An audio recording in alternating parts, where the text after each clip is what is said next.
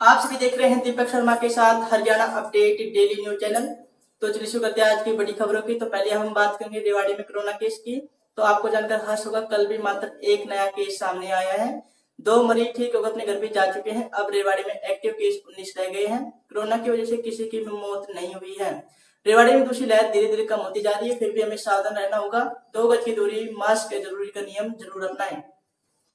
आज खबर की बात करेंगे कि रेवाड़ी के कोसली थाना क्षेत्र के भड़ंगी गांव में पति पत्नी ने आत्महत्या कर ली। आपको बता दें कि 34 साल के जो चंद्रपाल है और उनकी पत्नी निशा, चंद्रपाल गांव में खेती बाड़ी करते थे और निशा है वो कंपनी में जाती थी, कंपनी में काम करती थी। जब दोनों में कुछ गृह क्लेश की वजह से उन्होंने, पत्नी ने कहा कि मैं आत्महत्या कर लूंगी, तो पति भी बोला कि मैं भी कर लूंगा। जब पत्नी बोली कि मैं नहर में कूदने जा रही हूँ, तो वो नहर में कूदने के लिए चल दी।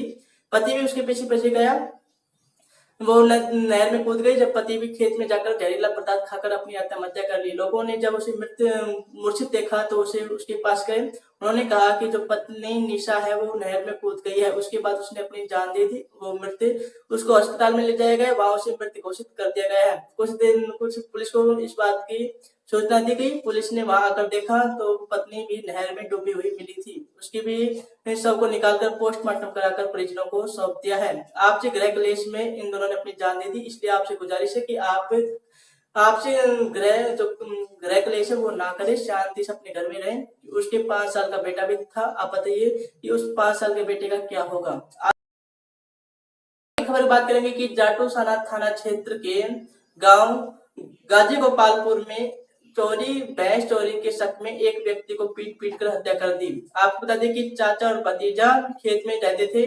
उसके एक दिन उन्होंने कुछ पास की ढाणी में कुछ आवाज सुनी तो वहां पर गए। लोगों ने समझा कि ये तो भैंस चोरी करने के लिए आए हैं, तो लोगों ने उनके ऊपर लाठी बरसाना शुरू कर दिया।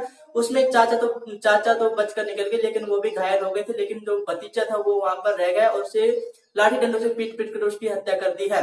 पुलिस ने अब 2 लोगों के ऊपर नामजद करके आरोपी बनाकर उनके ऊपर मुकदमा दर्ज किया है।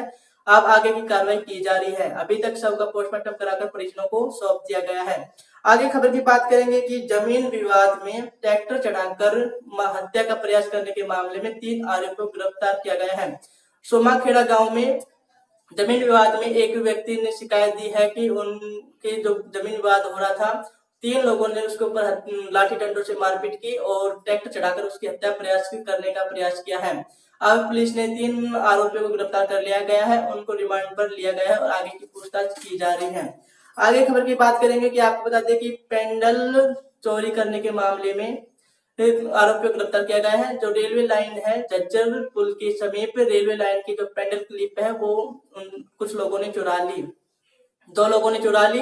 53 पेंडल क्लिप थी। शुक्र मानिए गनीमत रही कि कोई हादसा नहीं हुआ, नहीं तो ट्रेन हादसा होने की आशंका थी। इसमें कर्मचारी की बड़ी सावधानी से उनको पहचान लिया गया और समय रहते उनका जो समाधान था वो निकाला गया। अब 2 लोगों को गिरफ्तार किया गया है और एक व्यक्ति को और गिरफ्तार किया है जिसने इन पेंडल क्लिप को खरीदा था। अब 3 लोगों को गिरफ्तार कर लिया गया है और आगे की कार्रवाई की जा रही है। आगे की खबर की बात करें कि भाई की हत्या के मामले में एक मुख्य आरोपी को गिरफ्तार कर लिया गया है। आपको बता दें कि कमालपुर मुंडनवास गांव में भाई की जो चाचा का लड़का था, चचेरा भाई था, बीच बचाव करने आया था क्योंकि कोई जमीन विवाद हो रहा था। तो बीच बचाव करने के आया तो उसके ऊपर गोली चल गई और उसकी हत्या हो गई है। अब मुख्य आरोपी को गिरफ्तार कर लिया गया है, वो कमालपुर मुंडनवास का रहने वाला था।